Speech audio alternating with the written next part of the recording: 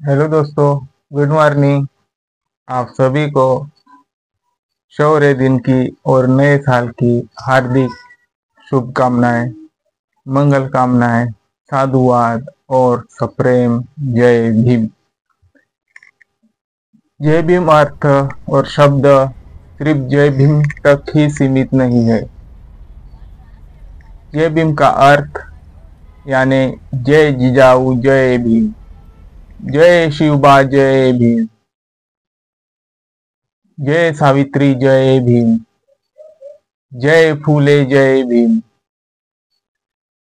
जय शाहू जय भीम, जय बिरसा जय भीम, जय रविदास जय भीम। जय भीम का शब्द का अर्थ यहाँ तक भी सीमित है और उसके परे अनंत सीमित है। इसलिए जब भी मैं जय भीम नाम लूं तो आप सिर्फ उसे जय भीम तक ही सीमित ना देखें, क्योंकि जय भीम नाम सिर्फ जय भीम तक ही सीमित नहीं है और ना ही भारत तक ही सीमित है। जय भीम नाम ऑल ऑफ नेशन तक ही सीमित नहीं है। जय भीम नाम कभी भी असीमित शब्द नहीं है या सीमित शब्द नहीं है। आज 31 दिसंबर 1817 के 9 से बाद भीमा कोरेगांव नदी और भीमा कोरेगांव, जहाँ पे अभी भीमा कोरेगांव के नदी के पहले ही भीमा कोरेगांव स्तंभ है, वहां पे 1818 में युद्ध हुआ था और 1 जनवरी 1818 वो सुबह निकली जहाँ पे फेस्टिवल जो होता है नया साल का वो बुद्धिस्टों के साथ होता है। सूर्य की पहली किरण नए साल में निकल आती है तो उसके साथ साथ बुद्धिस्ट फेस्टिवल भी होता है। पहले पटाखों की लिमिटेड में फायर क्रैकर होती है, आनंद महसूस होता है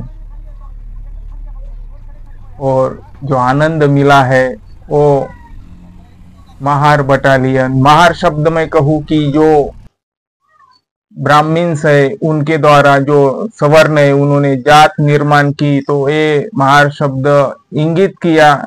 इसके साथ कुछ क्रिटिसाइज भी है और क्रिटिसाइज नहीं भी। अलग अलग जातियों को विभागनी कर दी थी ब्राह्मण्स ने, पेशवाई ने भी। तो हम तो कास्टिज्म नहीं मानते, बाबा साहब ने कह ही दिया था कि कास्टिज्म अबोलिश होनी चाहिए।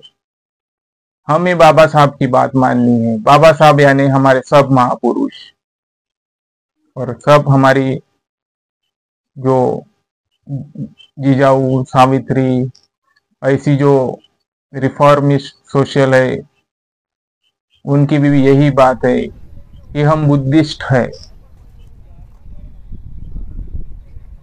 खैर, मैं 28 दिसंबर से नागपुर से निकला, 29 दिसंबर को पूना में पहुंचा।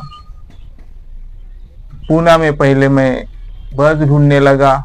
बस ढूंढते ढूंढते बस स्टैंड के पास गया, वहां पे ये कुछ टिकट गिरजा घर थी। मैंने पूछा मुझे भीमा कोरेगांव जाना है, कहाँ से बस लगेंगी? उसने कहा यहाँ पे इस बस स्टैंड पे जाइए और यहाँ से भीमा कोरेगांव की बस लगती है। मैं उस बस स्टैंड पे गया, अलग अलग एरियाज की बस आती थी। तो मैंने फिर एक ड्राइवर से और कंडक्टर से पूछा कि मुझे भीमा कोरेगांव जाना है तो कहाँ से जाए और कौन सी बस से जाए।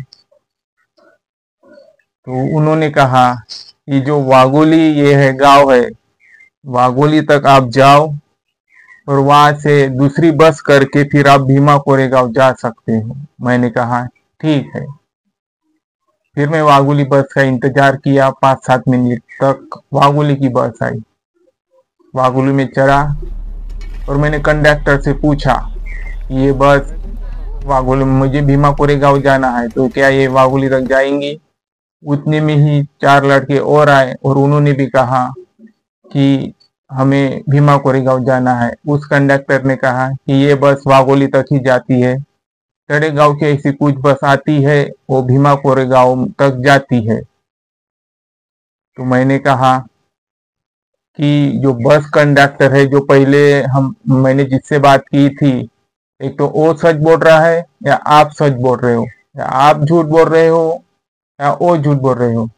मैंने जिस कंडक्टर से पूछा, उसने कहा था कि पहले कंडक्टर से पूछ लेना ये बस वाघोली जा रही है कि नहीं। तो उन्होंने कहा था वो 4 लड़के को कि तड़ेगांव तक सीधी बस मिलती है।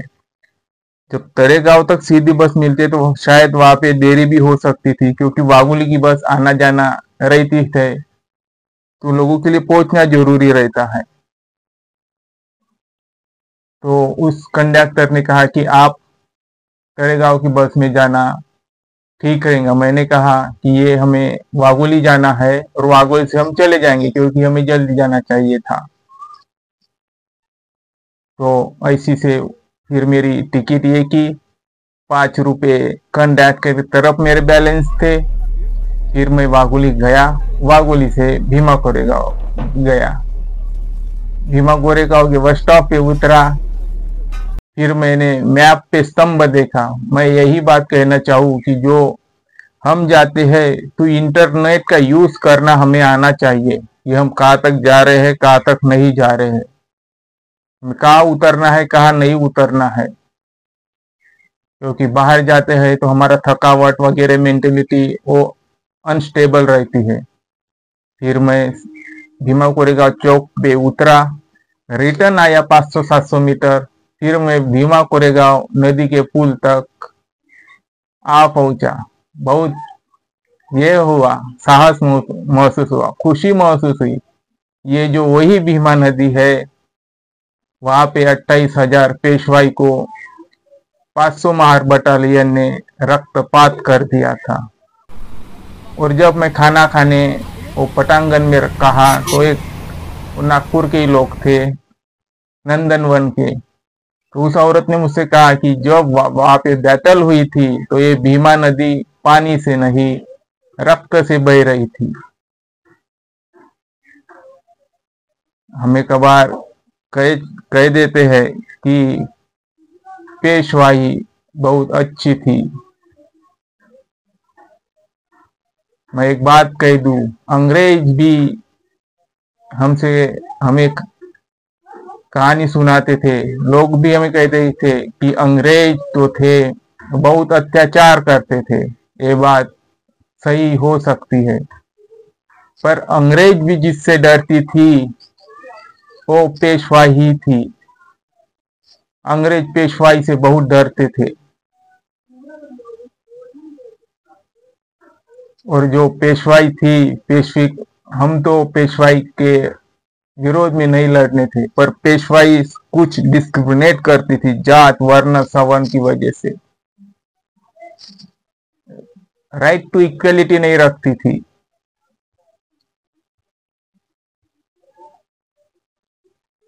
सिद्धनाथ ने कहा भी था, अगर हम एक हो जाए तो हम अंग्रेजों को भगा सकते हैं,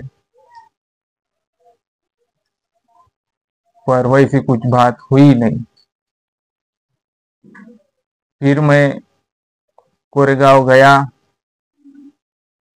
पहले तो उसे दिल से देखा। ये वही स्तंभ, विजय स्तंभ था जो बाबा साहब हर 1 जनवरी को विजय स्तंभ को मान वंदना देने के लिए आते थे। वो बाबा साहब ही थे जिन्होंने बुद्ध को जीवित किया, बुद्ध का इतिहास सामने लाया। सम्राट अशोक, एक अनोखा अशोक जो बुद्ध धर्म का प्रचारक था, उसके बारे में भी मैं बात करूंगा दूसरे वीडियोस में। पहले मैं मेरी जो जर्नी थी वो बता दूं। फिर मैं गया, फोटोज निकाले, तैयारी शुरू ही थी। भीमा नदी को भी देखा मैंने दिल से, वहां की कुछ फोटोज ली। सिस्टम अच्छा हुआ, इमरजेंसी सुविधाएं अच्छी की।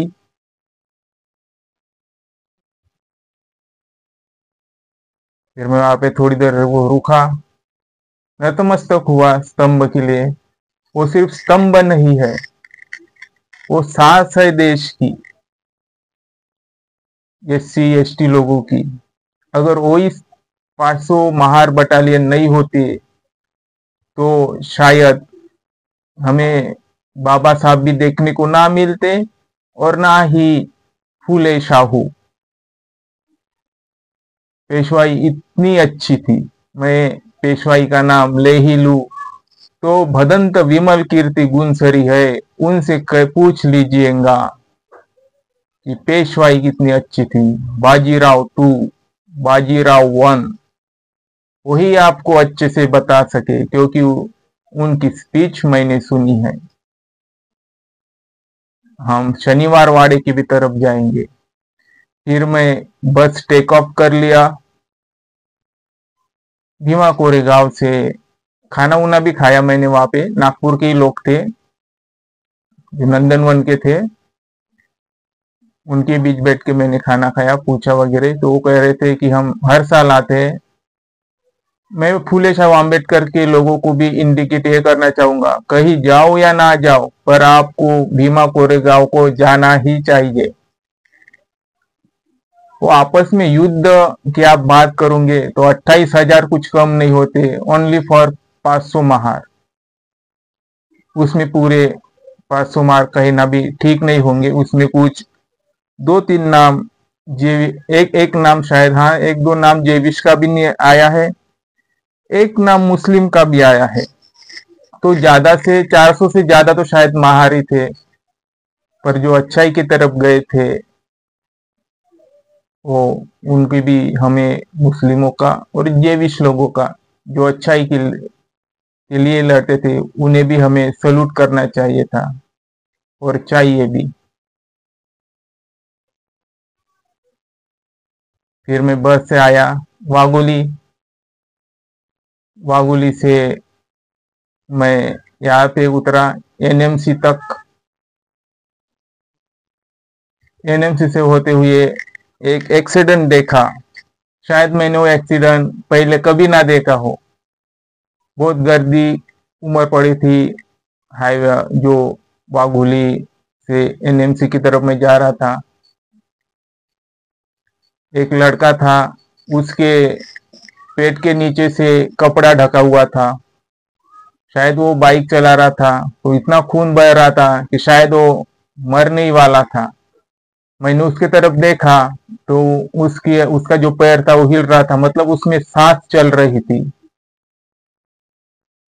मैंने कहा अगर यही चीज हमारे नागपुर में होती तो पहले उसे तुरंत हॉस्पिटलाइज लेके जा चुका रहता था।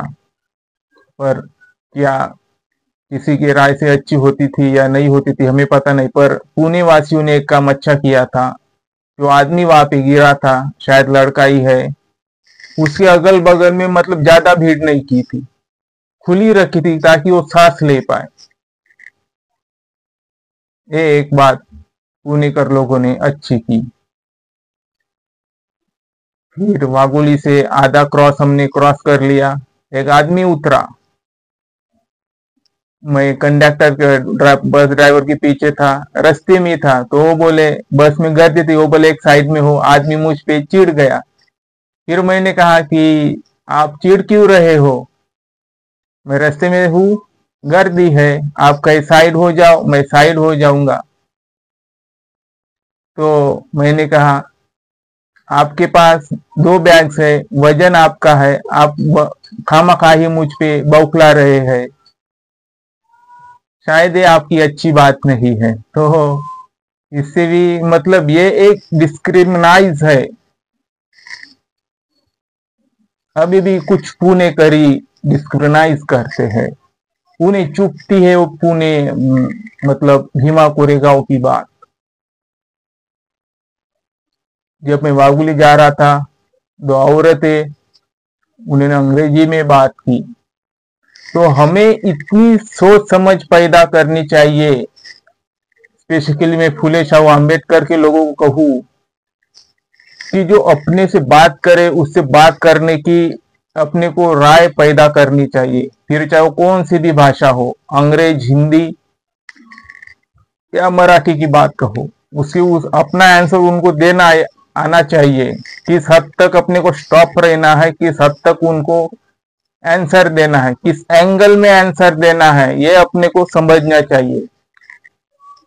बाबा साहब ने भी कहा था की जय भीम करण्यापेक्षा जर तुम्ही माझे कार्य पार पाडाल तर त्याच्यातच जय भीम आहे। तो हमें ऐसी सोच निर्माण करनी चाहिए।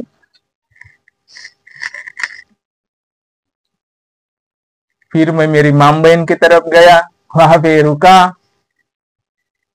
खाना उना खाया, फिर हम अगले तरफ शनिवार वाड़ा गए थे। शनिवार वाड़ा के लिए हम दूसरी वीडियोस बना देते हैं।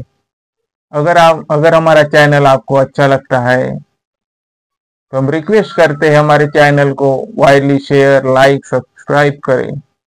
और जो भीमा कोरेगांव है वो सिर्फ एक जाति के लिए नहीं था। जाति तो हम मानते नहीं है, जाति ब्राह्मण्स ने रखी है, पेशवाई ने रखी है। हम तो बुद्धिस्ट है, क्यों माने हम जाति, क्यों बिलोंग हो जो ब्राह्मण कहे वैसी।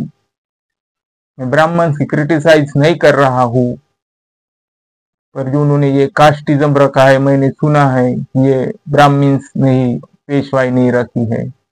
आगे हम शनिवार वाड़ा के लिए जाएंगे। और जो विजय स्तंभ है वो विजय स्तंभ देश हित में है, सच्चाई के हित में है, एकता के हित में है और एकात्मता के हित में है। और मैं उन सभी शूरवीरों को सलाम देना चाहूंगा। और मैं सभी से अपेक्षा करूंगा कि आपको किन से भी धर्म से आते हो, एक बार जरूर भीमा कोरेगांव जाना चाहिए,